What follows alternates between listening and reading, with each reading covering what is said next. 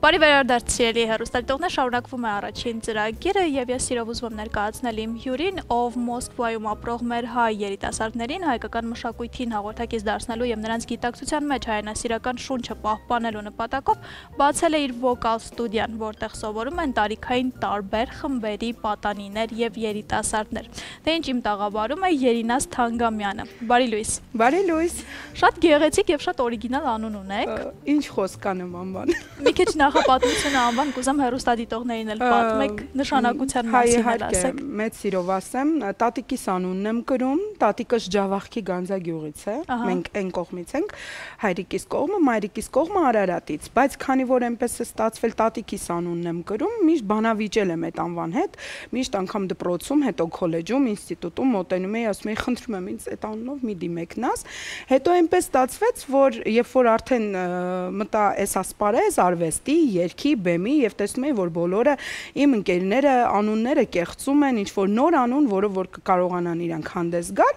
եւ եկավ այն գիտակցությունը, որ ինչու ոչ, իմ անունը շատ օրիգինալ է եւ պետք չի որ ուրիշ անուններ վերցնեմ, ու սկսեցի ընդունել, սիրել ու շատ սիրում եմ հիմա այդ անունը, շատ յուրահատուկ է աստիճ։ Երբևէ հանդիպել եք նման անունով։ Ճիշտ ասած, մենակ տատիկիս գիտեմ, եթե կարելի է այսպես ասել, դեռ ոչ, չեմ հանդիպել։ Շատ լավ, 9 տարի առաջ տեղափոխվեցիք Ռուսաստան, Մոսկվա եւ այնտեղ որոշեցիք բացել վոկալ ստուդիա։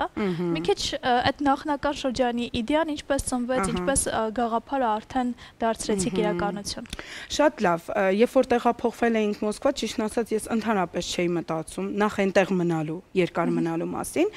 Տեղափոխվել էինք այն նպատակով, որ պետքա շատ շուտ հետ վերադառնանք եւ հիմա էլ եմ այդ նպատակին, հետ մտքին, քանի որ տեղի ունեցավ այդ չարաբաստիկ պատերազմը եւ քանի որ ես կրում եմ այդ մասնագիտությունը, ուղղակի մեջ այսպիսի կարծրատիպ կար, որ վոկալով շատ չեն զբաղվի, դրսում այդքան չեն ցանկանա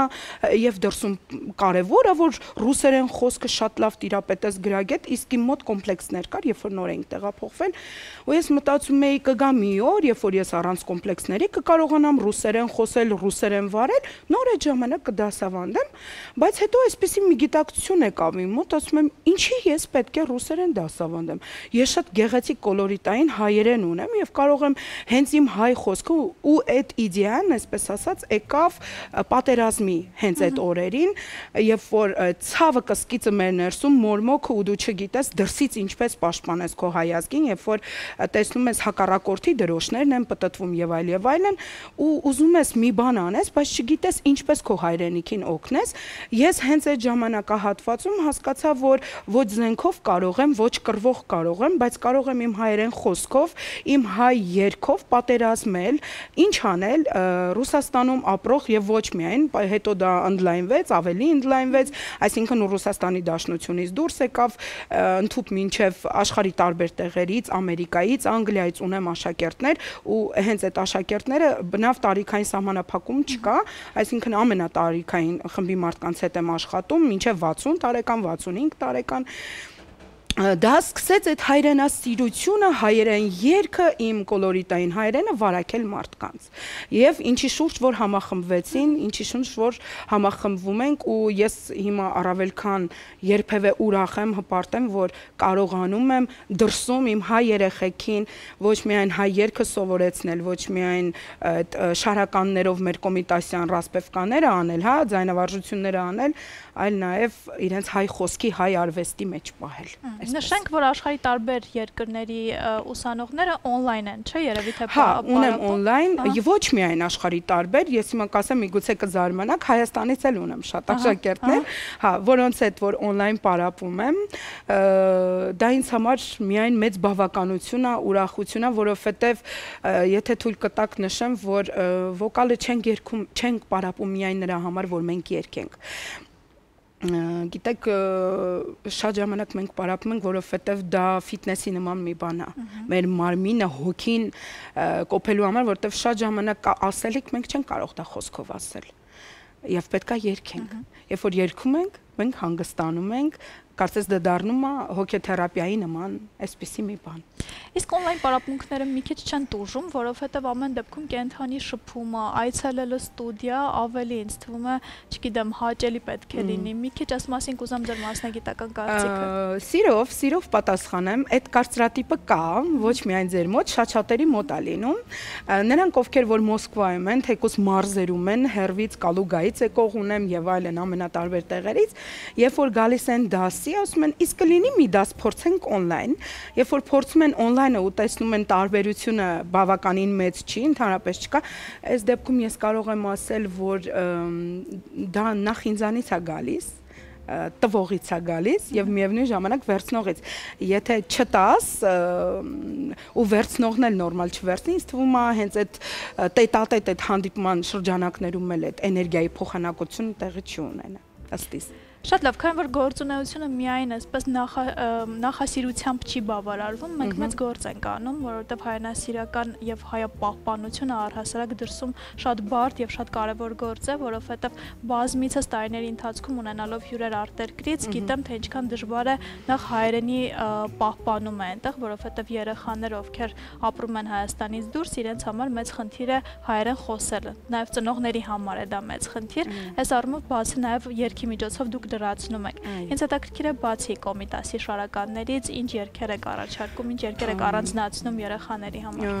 Շնորհակալ եմ հարցի համար, շատ ճիշտ եւ կարեւոր հարց է։ Տեսեք, քանի որ մենք ապրում ենք 21-րդ դարում ու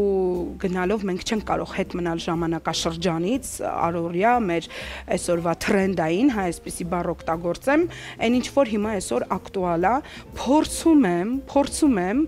մեր լավագույն հինը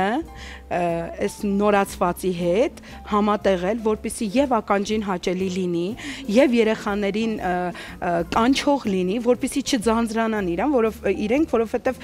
խոստովանենք, որ մեր օրերում երեխաները ավելի ուրիշ ժանրեր են նախընտրում, փորձում եմ այդ կոլորիտը պահել,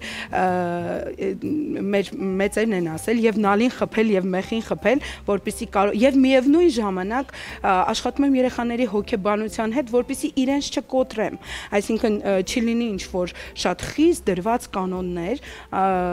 փորձում եմ այդ կոլորիտը պահեմ, հələ որ ստացվում է, դեռ ստացվում է եւ գիտեք ինչի եմ հենց այդ տակտիկան ընտրել աշխատելու, որովհետեւ հիմնականում Մոսկվայում, հա, եւ Մոսկվայի մարզերում գալիս են մարդիկ արտագնա աշխատանքի, հա, իրենց երեխաների հետ, ամեն մեկը բախտը որոնելու եւ տարբեր մեր Հայաստանի մարզերից են գալիս, հա, մեկը եկել է Լորվա մարզից, մյուսը եկել է Գավառից եւ այլն, եւ ակցենտները տարբեր են, շատ քաղցր են, մերն են, ամեն մեկը իր մեջ յուրովի է, Գյումրվա մեր բառը շատ քաղցր, բայց փորձում եմ երգի միջոցով եւ իմ դասավանդման միջոցով, ուրեմն երեխաներին ինչու՞ չէ նաեւ ծանոթացնել մեր, ինչպես աղջիկը սա շատ հաճախ նշում, մամա դու շատ գեղեցիկ ասում հայերեն ունես, այդ հայերենով փորձում եմ մեր երեխաներին մոտեցնել մեր գրագետ հայերենին եւ միևնույն ժամանակ լրացնել այն ինչը որ իրենք կուզեն այն ինչը որ կա։ Դժվար է, բայց փորձում եմ պահել այդ բալանսը։ Եվ քանի որ մեր ժամանակը սպառվում է, վերջին հարցին արագ պատասխանենք, գիտեմ, որ վոկալ ստուդիայում շատ տարբեր տարիքի մարդիկ են սովորում, իսկ մարդիկ, ովքեր ձեզանից մեծ են։ Սա ավելի դժվարացնում է ձեր գործը, թե ավելի հաճելի է, որ յուրաքանչյուր տարիքի մարդ կարող է փորձել հայերեն երգի միջոցով դեպի Հայաստան այդ ձգտումը, կարոտը բավարարել։ Շատ կարևոր հարց տվեցիք, իրականում շատ ծավալուն թեմա է, փորձում ենք սահմանափակվել, ես ուրախ եմ, որ մեծ տարիքի մարդիկ են զբաղվում, որովհետև